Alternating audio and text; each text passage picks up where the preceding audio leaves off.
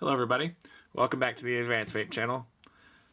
Today we're going to be looking at another postless RTA 22mm, and that is the PROTO RTA from SUBOHM Innovations.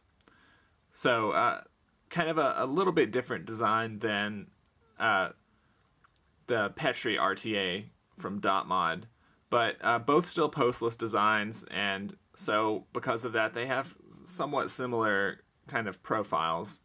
But let's go on and take this apart and take a look at it, and I'll talk about what I think about just the way this works, because it's significantly different than any other RTA that I've used.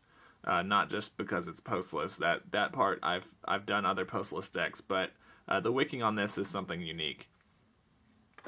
So I'll go on and take it apart.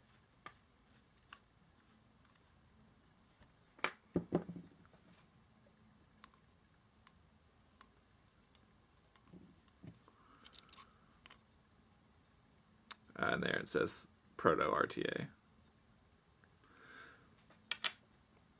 So it has a build deck that comes out.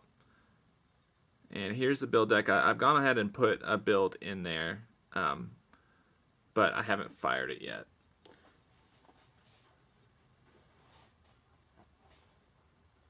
And let me go on and straighten these up.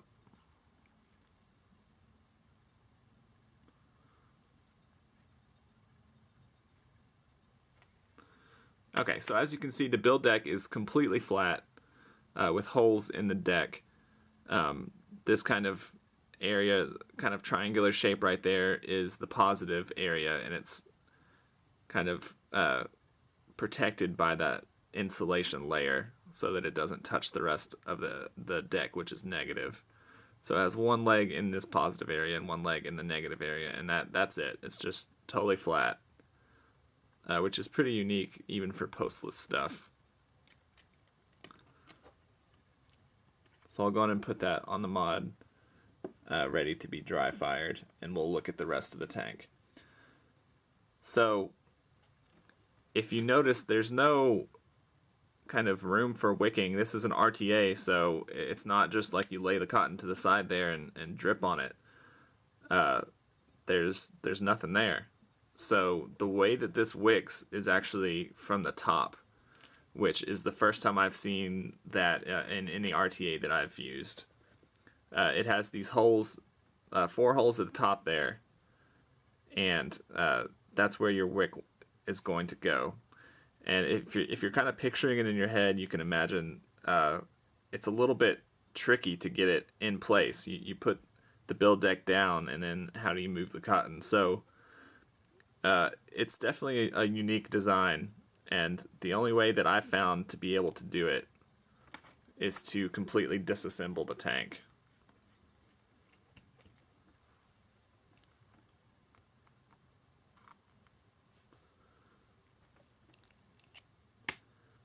And have this section separate from the rest of it. And it has a top fill at the top there. This unscrews. So I kind of leave this airflow section separate while I'm building it. And I'll talk about that a little bit more when we get to wicking. So let's go on and get through the dry fire.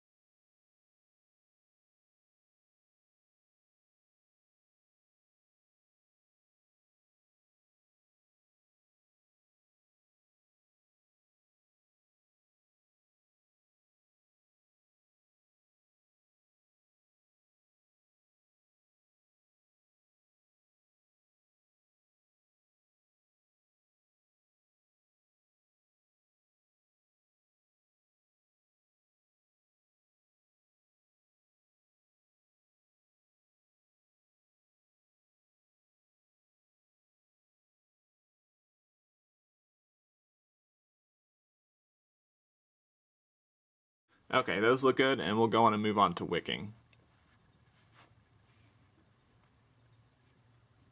And I'm definitely going to be using cotton on this because we need that expansion to keep it from leaking.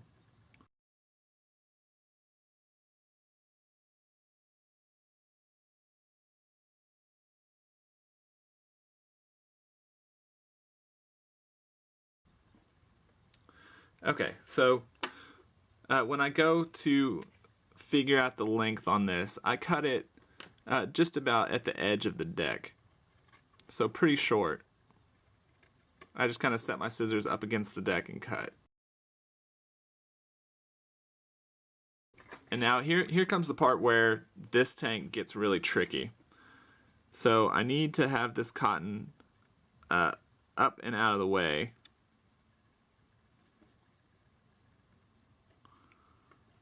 So I'm just trying to kind of lift it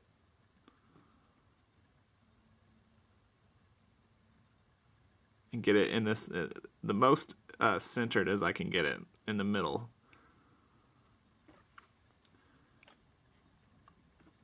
And I'll line up the little slots there and kind of try and scoop it in there, if you can see what I'm doing there, trying to get it all in there.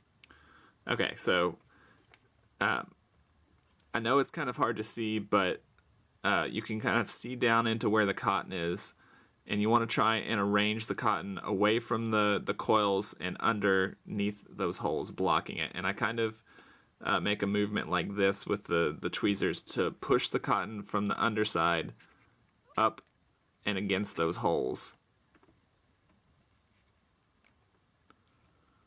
So you've got a coil right here and a coil right here, and the juice holes off to the side. So you need to try and position the cotton without doing that.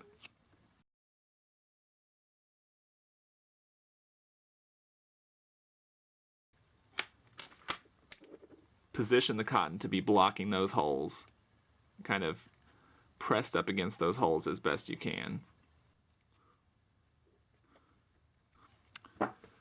So right now all of those holes are pretty well blocked with cotton.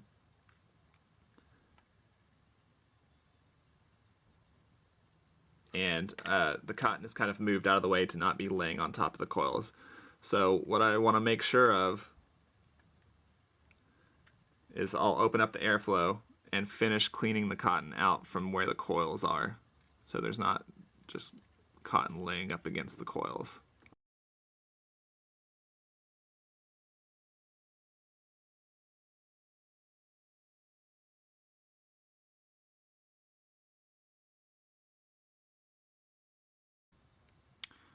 If you haven't gathered from watching me do this, trying to wick this thing is like trying to do something in the dark. You can't really see what you're doing very well. You're just kind of rooting around in there with the tweezers trying to get the cotton in the right position and not be where you don't want it to be.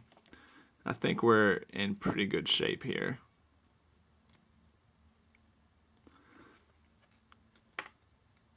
Okay, so from here, I'm just going to drip some juice to prime the cotton. And I'm just going to kind of fill up those little ports there.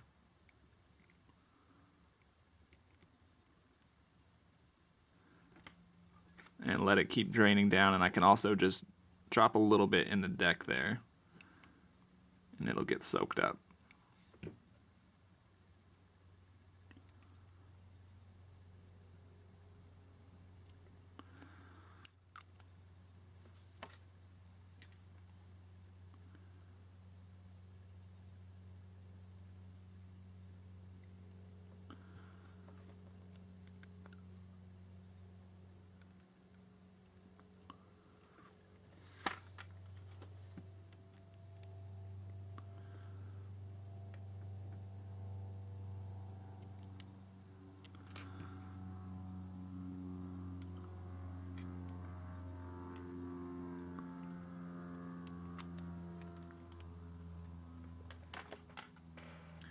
Okay, so at this point what I'm going to do is finish assembling it.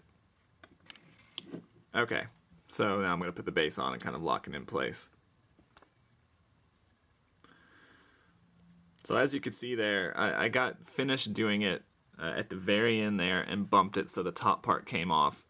I might have been able to avoid that if I went on and screwed the bottom on there, but just the fact that it's that easy to just totally undo what all the work you just did. So I went ahead and fast forwarded and put it back how it was. So we're back to it being totally blocking these holes now, and we're ready to finish assembling it.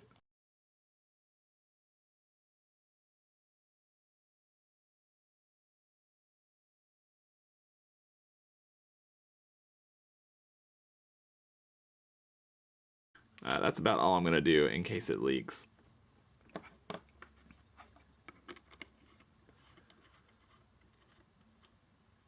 And for the final screw down, I normally turn it upside down to kind of keep pressure off of those holes if possible. So as you can see, kind of a nightmare to wick. Really difficult and unnecessarily so. This thing is called the Proto, which is short for prototype, and I kind of agree with that. It kind of feels like an unfinished design, at least as far as the wicking goes. It's too difficult. And I want to show something real quick before we try it out. If we take a look at the instruction manual that comes with it,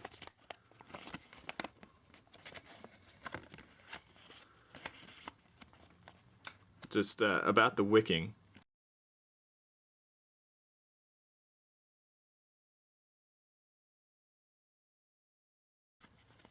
It says, depending on how much wicking was used for the build, the chamber may be flooded. If the chamber is flooded, use a rag or paper towel to soak up the excess. Make sure the chamber is not flooded, blah blah blah. A small amount of flooding during filling is normal for this type of RTA and should be expected. That's stupid to me. They're saying in the instruction manual it's supposed to leak when you refill it. If that's the case, then they should change the design. I don't think any amount of flooding or leaking should be normal if it's wicked correctly on any RTA. So I have a big problem with that being in the instruction manual. It's like they have this design and it leaks, and well, they say, oh well, it's normal in the instruction manual. Not to me. There's tons of other RTAs out there that don't leak.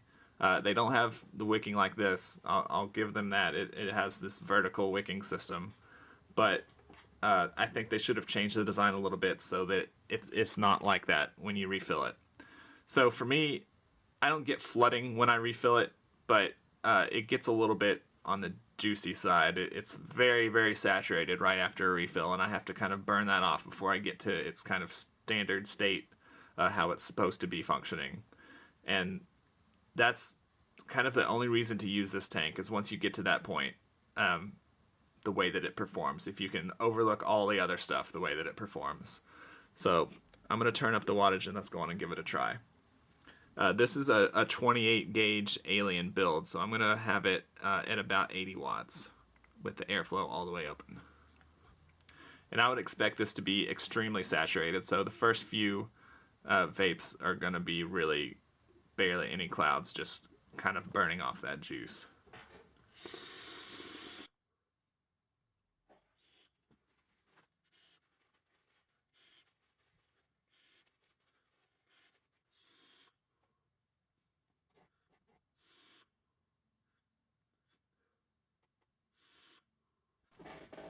Yeah, so it started out really juicy, and I could tell that there's just little tiny stray cotton fibers stuck on the coil. Sometimes you can kind of feel it in a throat hit when you've got just a little bit of cotton fibers left on the coil and it starts to burn.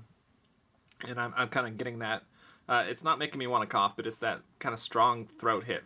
That's the combination of it being super saturated and little bits of cotton fibers being all over the place on account of the fact that you can't really get them out of the way with the build deck the way it is once you put that top on there.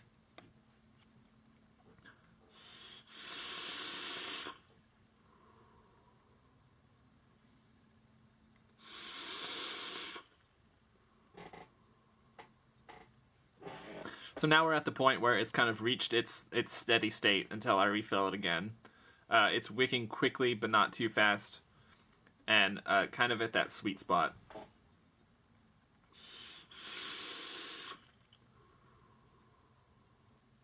So this is kind of a heavy-duty build to put in here. It's the biggest build that I've tried in here so far.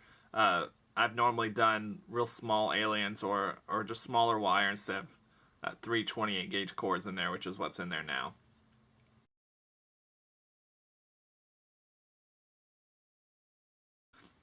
So the biggest thing that jumps out at me, and it's like this with any postless deck, but especially this one, is the airflow is just 100% completely smooth. Totally unique feel to the way that it vapes. It's just completely smooth. It's hard to describe, but no turbulence in there at all.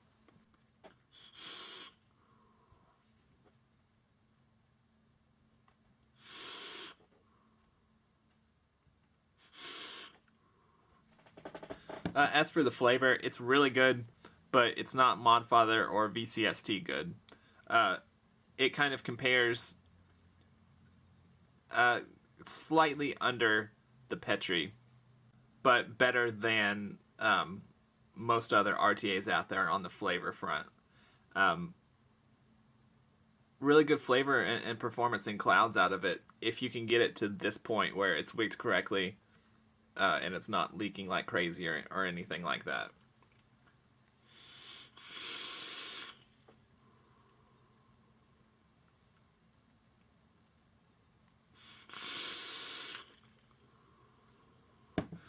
So yeah, if you could tell by the way this video has gone, super easy to dry fire and build and all that stuff, but the wicking just takes too long. It's too much of a pain in the butt. The flavor is really good, but that wicking it gets on my nerves. It's not easy to do at all. And it's a really unique design, but it needs a little bit of work. It should not be flooded when you go to refill it, period. And they should have changed the design instead of saying flooding is normal. That's not, I don't agree with that at all.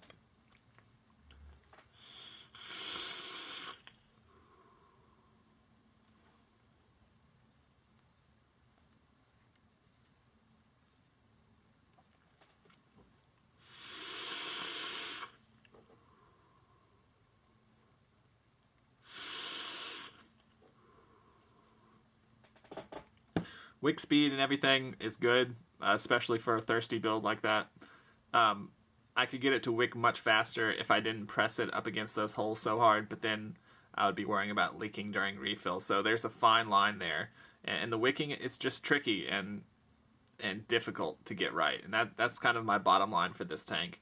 Really good flavor, good performance and everything once you get it to the point where it's at right now.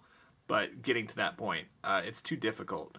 There's other tanks out there that are a lot easier to wick and build. But if you really like the postless design and you want more capacity than the Petri, it's not a bad choice if you can get past the wicking. And that's kind of where I'm at on this tank. So that'll bring us to the end of this video about the PROTO RTA from SUBOHM Innovations. If you like this video on our channel, give us a like and subscribe to our channel. And as always, if you have any questions, leave them below in the comments or send me an email. Thanks.